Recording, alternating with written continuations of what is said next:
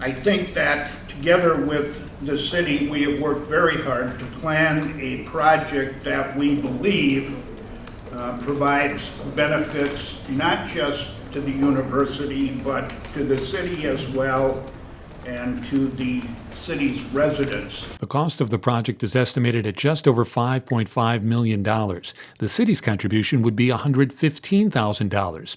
The money will be used to erect lights at all existing fields at the Bambenek Field complex. The money was collected as part of City Softball League registration fees.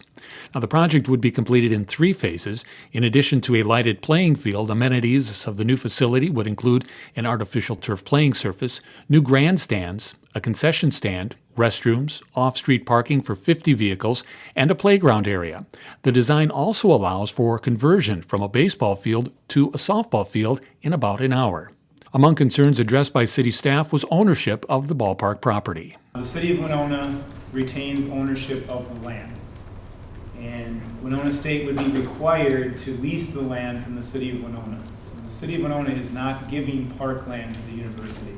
There is also concern dormitories will be built on the former WSU field. School officials said that is not in their plans, and the space will most likely be converted into parking or practice fields. The new lights are also a concern, as is a perception of limited use of the park.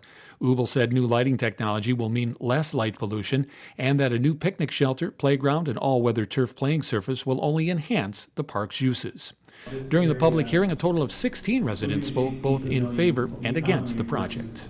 As most of you that know me, I'm a businessman, and I look at this whole thing from the economic standpoint. And the project, in my opinion, is extremely good for Winona. It's good for the city. It's good for the surrounding area. And I think to myself, when I think about business, I think, what other projects do we have on the docket that are going to bring $1.1 million in revenue to the city? I can't think of too many right off the top of my head. While this may make sense from a business standpoint, I'm a resident. I'm just a guy who lives across the way from this proposed location.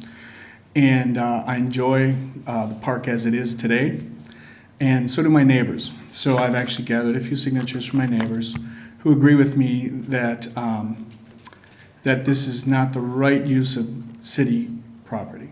We have a tremendous opportunity to partner with the university in a way that is beneficial and, again, allows the repurposing of property for a use it's already designated for, just allows it to be enhanced to the benefit of the community, for tourism, and for the university, and allows us to address the other issue that the university is sometimes accused of, and that's the university creep. Let them go build someplace else with millions and millions of dollars. You tell me that you can't find another spot to build that field? The cost analysis up here, it had a lot of dollar figures, and it always listed the city's contribution as nothing. It never said anything at all about the change that this will have on the very nature and character of that park. It said nothing about that at all. And if you think about the way that people use parks, I mean, they amble through, they take their kids there. You don't necessarily have to go there with a purpose. It's just a nice thing for a day in the park. When I umpire and we have out-of-town teams come in, the comments I get are, what a great location for a ballpark and a complex. Too bad the fields stink. The fields are rough. Fields are dangerous for the ball players.